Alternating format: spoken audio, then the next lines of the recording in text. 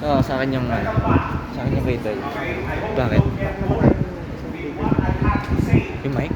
Hindi nagkoconnect So, sa speaker. diploma or discarte? Yes. Very good dog. Okay? I have, notice in case to diploma or discarte. Alright? So, for me, it's both. You should Hindi ko ano? Yung Beetle. also higher studies. Pwede na. Okay? And then, if you want to be an employee or have your own business, this one. Remember, you are already an up and rising entrepreneur. Hindi ginagamit yung So mic if eh. maybe today, Nakaiya you are yung mic. already an up and rising entrepreneur in your own life. Do you believe that? Okay. But of course, you can also neglect your study.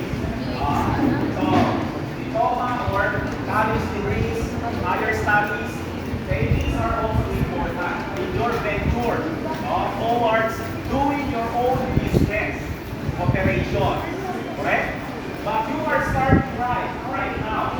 And do not be afraid of failure. Diba? It's, entrepreneurship is you think outside the box. So I handled the first year entrepreneur sections here. Okay, so our maxim is thinking outside the box. So most successful, famous, and wealthy entrepreneurs thought outside the box. So they created a one-for-me to their target customers. Alright, and then they developed that product. Correct? Because marketing is geared towards the traditional marketing before they just produce manufactured products, items, and then without targeting any customers, etc.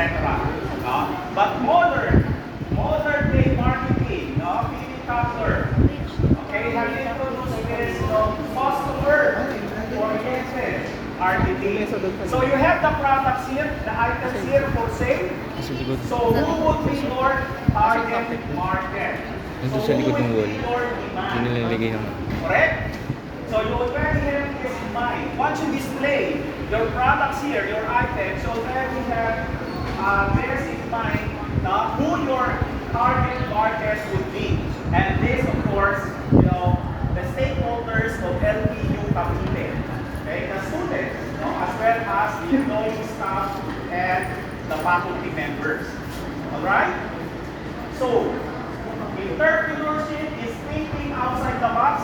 You have your own concepts, you have your own ideas, then you put it into action.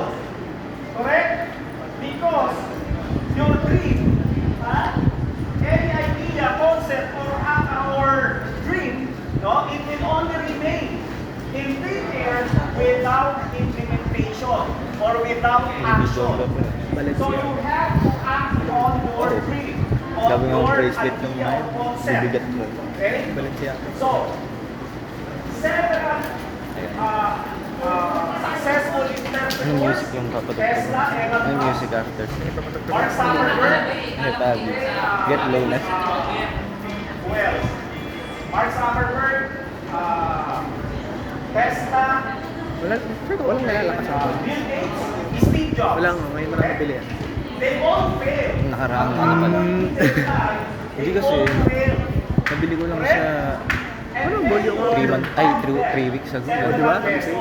Paano mo napapalaksan to? Actually, hindi ko din alam.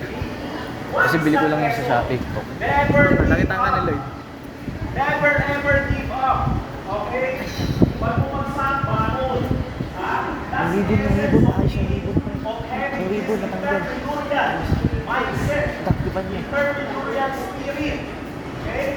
Until such time that you have perfected your craft, you have perfected your item, your product, continue experimenting, continue observing, benchmarking, right? There's nothing wrong with that, no? Okay? So you continue what you are doing, and eventually, what you have perfected your craft, your idea, your concept, you put it into action, you act on it,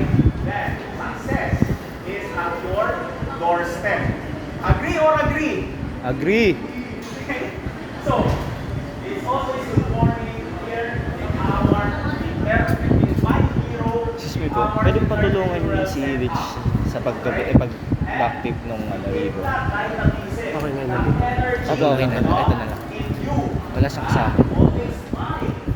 Keep that spirit alive. Okay? So I'm just here because this is an inspirational talk. So I'm here, okay, to boost your morale, to set your self-confidence, your self-esteem. Okay? Remember, you have to invest first. Invest first in yourself. Do you agree? Huh? So what do you do when you invest in yourself? Okay? You equip yourself in what? In knowledge. Alright? Okay? In information. So knowledge, information, okay? It's all over the net. It's all over the internet. Okay? So you need not go any farther. Everything is there. Right? But of course you have to do your part. You have to expert. Have several meetings for hours of, reading. Okay? Of, inculcating some information into your brain cells. Okay? And then once you have that, you can begin now practicing or doing your own thing. If you, everything starts with the demand, no? You ask for, what's the demand for this product? Who are my target customers? As an interpreter, you do that. Because it would be a waste of time if you keep on manufacturing and doing products, I think, okay, without thinking of who your customers would be. Correct? Who would be my target market? To whom will I sell this product, that product? If you don't have any customer base or target market, okay, there is no essence for you to do or manufacture or make this particular item of product. Correct? But in today's marketing, correct, you target the customers. That's why you have segmentation, remember basic marketing. So this is also entrepreneurship marketing. It's entrepreneurship also. Correct?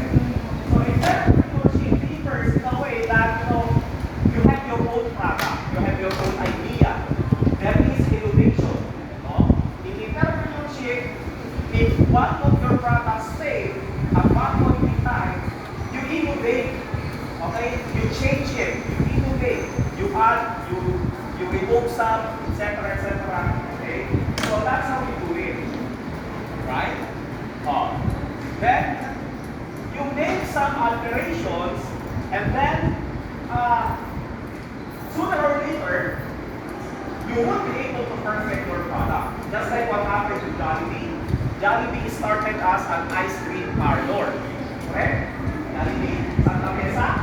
Then it ventured into barber. Same thing, KFC. KFC, and what else? Henry C. started as a shoe shine boy in Marikina. Then he came up with what? A retail estate. Robinson, I think, sold taho. Gokongwei sold taho before. He sold Gokongwei. And then until he was able to put up his own Robinson Empire. Correct? So everything starts with what? With a dream. Diba? Dream. So dream big. Start small. Correct? And you have your goal. You have vision. You're still very young. You know what your asset is? Time. Time is on your side. How old are you now? Time is on your side. 20, 21. So you have several decades left down the road. You have 20, 30 years, no, ahead of you to make it big, to be productive. You have several decades of productive years ahead of you. So don't waste those years. Correct? Don't waste those years. If you fail, don't be afraid to fail because you're still young. You can always recover whatever losses you're going to encounter. Okay? But of course, that's where information, knowledge will come in. You have to take calculated risk. for example, your product or item is not doing or it's not profitable anymore for 1 or 2 years, of course, you have to think twice or thrice whether or not to continue selling the product. Correct or correct? Or there must be something wrong with the product that you are, the taste or the physical appearance, whatever, okay, the labeling, whatever, no? So you have to observe the 4 P's of marketing also. Correct? So that is a cliche na, no? The price, the product, promotion, and place, etc. Okay? And you also have to observe smart. Smart.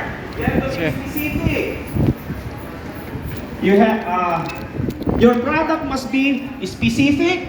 It must be measurable, achievable, or attainable. Okay, realistic and time bounded.